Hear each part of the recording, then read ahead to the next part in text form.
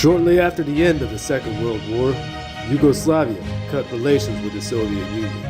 In need of military equipment and assistance, they turned west to the United States, where during the MDAP, or Major Defense Acquisition Program, the U.S. sent a myriad of equipment, including C-47s and F-84 Thunderjets, the first fighter aircraft with nuclear strike capability.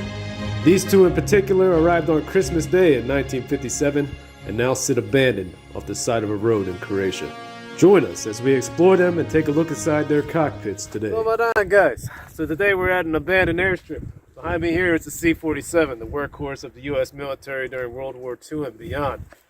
But what we're interested in today are these F-84 Thunderjets, a super rare early U.S. jet fighter, and a pretty unique one at that, with some very significant firsts.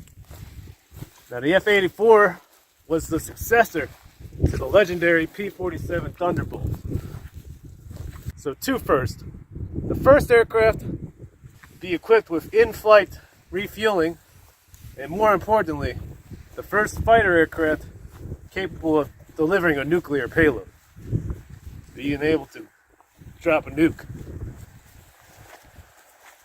And there's only about 40 of these or so left in the world, so we'll take a look inside the cockpit here.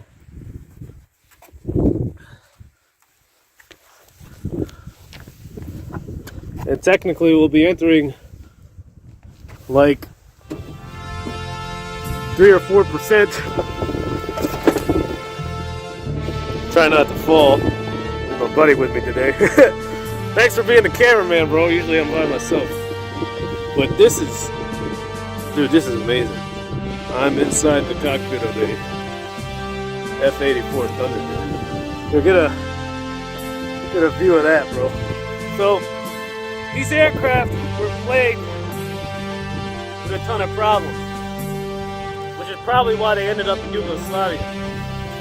Now, if you look at the wings here, there used to be fuel tanks mounted on the outside of the wings, well, as an option.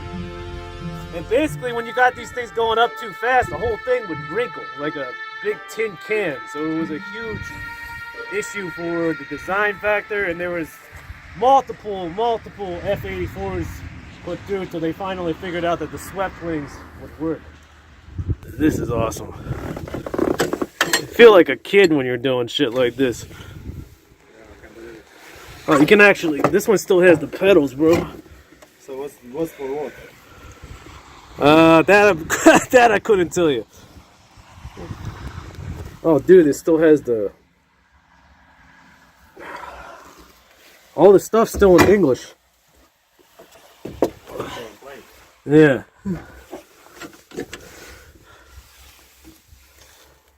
This is awesome. Now check that out.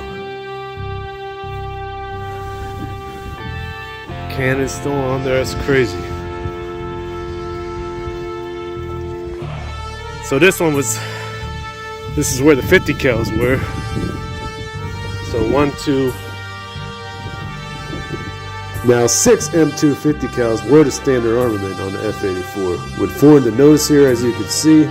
But on this particular model, there was 1 in the wing, 2 in the other wing, and possibly a cannon in the nose. I'm not sure if that was some Yugoslav setup or not. Feel free to leave comments correcting if there's anything wrong with what I'm ever saying. But that is an F-84 with the Yugoslav star. You can see here there's maybe some information about the serial number of the plane, and sometimes you can track the history. You can see all the way through there by the numbers of these things.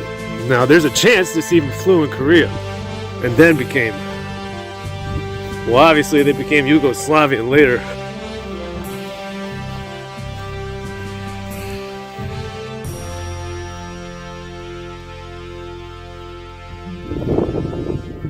Oh, this one still has the joystick intact.